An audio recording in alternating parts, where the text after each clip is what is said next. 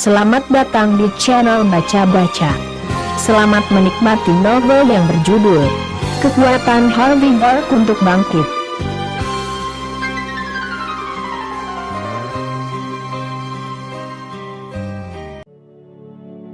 Bab 8. Harvey berniat mengucap sesuatu, tetapi ketika dia melihat tingkah Howard, dia sangat kaget dan tidak mengatakan apapun. Malahan, dia berjalan ke samping Shirley dan berkata, "Apa kita harus pergi? Aku khawatir akan ada masalah di sini." Ini. Shirley sedikit ragu-ragu. Dia memang memiliki hubungan yang baik dengan Harvey selama kuliah, tetapi jelas, Howard adalah karakter utama malam ini. Jika dia pergi sekarang, apa dia tidak akan menyinggung perasaan Howard? Di sisi lain, ketika Howard melihat Harvey masih di sana dan bahkan bercengkrama dengan teman sekelasnya yang cantik, Shirley, wajahnya menjadi masam. Dia menatapnya. "Harvey, aku terima jika kau masih mau di sini. Tapi, kau malah ingin membawa teman sekelas kami yang cantik. Kau pikir kau siapa? Apa kau orang yang sukses? Jangan lupa, kau adalah menantu yang menumpang, dan kami merasa malu memiliki teman sekelas sepertimu." "Benar. Semua teman sekelas kita sangat sukses. Kau sendiri memalukan. Cepat keluar. Shirley, dia menantu yang menumpang. Seharusnya kau tidak tertipu olehnya. Howard adalah karakter utama malam ini. Para teman sekelas ini telah berada di komunitas selama beberapa tahun. Mereka tidak begitu mampu, tetapi semuanya sangat pandai menyanjung. Pada saat ini, mereka semua menghina Harvey tak henti." Harvey mengerutkan kening. Jika bukan karena takut Shirley akan mendapat masalah nanti, dia tidak ingin mengatakan apa-apa lagi. Sementara itu, Howard melihat Harvey masih belum pergi dan merasa kehilangan muka. Dia mengeluarkan kartu bank dan melemparkannya ke meja makan. Dia mencibir, "Pelayan, Bill, tolong. Jika seseorang tidak menyerah, maka aku akan membiarkannya melihat bahwa dia tidak akan pernah mampu membeli makanan ini seumur hidup." Banyak orang tersentak setelah melihat tingkah Howard. Kartu perak. Hanya orang dengan lebih dari 1 juta aset yang bisa mengajukannya. Mereka tidak pernah menyangka bahwa Howard memiliki prestasi seperti itu di usia muda. Penampilan bisa menipu. Di sisi lain, Harvey miskin dan pecundang. Bagaimana bisa ketimpangan antara dua orang ini begitu besar? Benar saja, bahkan Wendy mau tidak mau melihat Howard beberapa kali ketika dia melihat kartu perak ini. Sepertinya orang ini cukup mampu. Howard sangat senang ketika dia melihat metu cantik itu mengakui. Dia menatap Harvey dan melanjutkan, "Tidak, aku tiba-tiba berubah pikiran lagi. Pelayan, aku mau bagi tagihan ini. 1 untuk bagiannya dan sisanya untukku. Tolong bantu aku memisahkan tagihan menjadi 2. Pelayan itu mengangguk dan pergi. Shirley merasa kasihan pada Harvey saat ini. Bukankah lebih baik jika dia pergi sekarang? Makanan malam ini diperkirakan puluhan ribu dan konsumsi rata-rata per orang akan lebih dari 1.000. Bisakah Harvey membayar tagihannya?" Shirley menghela nafas ketika dia memikirkan tentang ini. Dia diam-diam mengeluarkan kartu banknya. Dia harus membantu melunasi tagihan untuk Harvey agar tidak mempermalukannya. Pada saat ini, pelayan yang memegang kartu itu, dan seorang pria yang sepertinya adalah manajer berjalan dengan cepat ke ruang pribadi. Pelayan itu membungkuk pada Howard dengan tatapan menyesal dan berkata, "Tuan, maafkan saya, saldo di kartu Anda tidak mencukupi." Howard tertegun sejenak. Dia kemudian berkata dengan marah, "Apa? Kau bercanda? Aku masih memiliki jutaan di kartuku, kenapa bisa kau bilang bahwa saldonya tidak mencukupi?" "Ya Pak. Maafkan saya. Makan malam ini sekitar 1,8 juta dolar. Anda masih harus membayar 1,7 juta dolar setelah dikurangi bagian cuan ini." Harvey hampir tertawa terbahak-bahak saat mendengar angka itu. Sepertinya tidak sopan.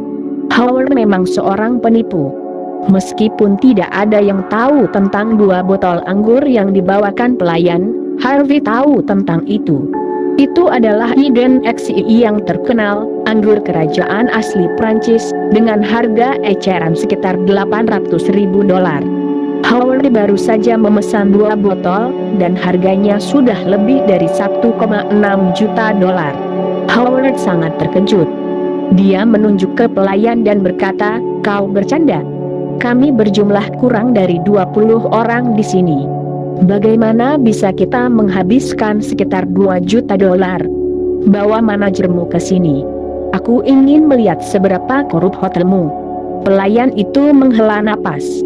Dia sudah mengantisipasinya. Dia kemudian melangkah mundur dan berkata, "Ini manajer kami, Tuan." "Nah," Howard berteriak sambil menatap manajer yang berpakaian rapi di depannya. "Apa kau mau berhenti dari pekerjaanmu? Bagaimana bisa konsumsi per kapita bisa $100.000? Kau tahu siapa aku? Sepupuku adalah Alexander." Manajer itu bersikap tenang. Dia berkata perlahan, "Tuan, maafkan saya. Makanannya hanya sekitar puluhan ribu dolar. Namun, Anda memesan 2 botol anggur Prancis terbaik, Eden XII, tadi. Masing-masing seharga $880.000. Jadi, Anda harus membayar $1,76 juta. Ini sekitar $1,8 juta setelah ditambah biaya makanan. Tapi karena Anda adalah sepupu Tuan Alexander, kami telah membulatkan jumlahnya. Tanda petik. Percaya atau tidak, aku akan membunuhmu." Howard sangat marah. Dia menarik ke meja manajer. "Apa-apaan kau memberi harga anggur yang harganya lebih dari $800.000? Bahkan jika memang segitu harganya, aku tidak bilang menginginkan anggur yang begitu mahalnya. Aku akan menelepon polisi." Manajer itu menenangkan dirinya dan perlahan melepaskan tangan Howard. Dia telah berada di posisi ini selama beberapa tahun, jadi dia telah melihat semua jenis orang di New York sebelumnya. Namun, ini pertama kalinya dia melihat seseorang yang tidak punya uang tetapi tetap berpura-pura kaya. Dia berkata dengan sungguh-sungguh setelah menarik napas dalam-dalam, "Tuan, izinkan saya menjelaskan beberapa hal kepada Anda. Pertama, kami telah memberikan anggur terbaik yang Anda minta. Kedua, pelayan kami ingin mengingatkan Anda tentang harga 2 kali, tetapi Anda tidak peduli. Ketiga, semua hal ini sedang direkam, jadi kami punya bukti. Jika Anda ingin menelepon polisi, silahkan lakukan." Prok-prok. Manajer bertepuk tangan dengan lembut setelah dia menyelesaikan kata-katanya. Boom. Pintu ruang pribadi dibuka. Beberapa pria berotot menyerbu masuk. Semuanya tampak sangar dan mengerikan. Ketika satpam datang untuk melapor kepadanya, dia sudah merasa bahwa seseorang akan menyebabkan masalah, jadi dia membawa pengawal bersamanya. Howard berkeringat dingin dan ciut. Dia kemudian luka dan berkata, "Di mana bosmu? Aku ingin bertemu dengan bosmu." "Kau menjalankan bisnis gelap." "Jadi, maksud Anda, saya menjalankan bisnis gelap?" Seorang pria muda dengan potongan rambut pendek mengenakan kemeja putih dan memegang 2 bola training di tangannya. Dia masuk sambil tersenyum. Dia mengenakan kacamata berbingkai emas, tampak menakutkan, sekaligus tampak jahat. Penampilannya membuat orang tanpa sadar menganga. Pemilik Hotel Platinum, Tyson Woods, dianggap sebagai salah satu individu terbaik di New York. Hotel Platinum adalah salah satu propertinya. Howard awalnya ingin mengutuk, tetapi keringatnya terus menetes saat ini. Dia adalah Tyson Woods, orang yang terkenal. Dia berkata secara berlebihan barusan, mengaku bahwa John dan Tyson adalah teman. Dia tahu bahwa Don bukan apa-apanya di depan Tyson. Howard hanyalah seorang pemuda sekelas pekerja. Beraninya dia mengacau dengan Tyson. Manajer berkata dengan dingin setelah melihat bos datang. "Tuan, Anda memiliki kartu perak dan juga memegang kunci mobil Audi. Saya kira Anda bukan seseorang yang tidak mampu membayar tagihan. Anda sendiri yang meminta anggur terbaik dan menginginkan 2 botol sekaligus. Sekarang, Anda menolak untuk membayarnya." "Tidak. Aku tidak berani melakukan itu." Howard berkata dengan cepat, kami akan membayar tagihannya." Dia melihat ke arah teman sekelasnya meminta bantuan sambil berbicara. Dia hanya memiliki lebih dari $1 juta tersisa di kartunya. Ini adalah seluruh kekayaan yang telah dia dapatkan dengan kerja keras selama beberapa tahun terakhir. Ia bahkan membeli Audi melalui pinjaman cicilan. Bagaimana mungkin dia bisa mengeluarkan $2 juta sendiri? Teman-teman sekelas yang dari tadi menyanjungnya melihat ke arah lain. "Kau ingin pamer dan meminta anggur termahal tadi. Maksudmu apa? Sekarang, kau ingin kami membantumu membayar? Mustahil." Tyson segera memahami pikiran mereka. Dia perlahan berjalan mendekat dan menepuk wajah Howard 2 kali. Dia kemudian berkata, "Wah, jika kau tidak punya uang, jangan berpura-pura dan sok kaya, tetaplah rendah hati, oke?" Baik.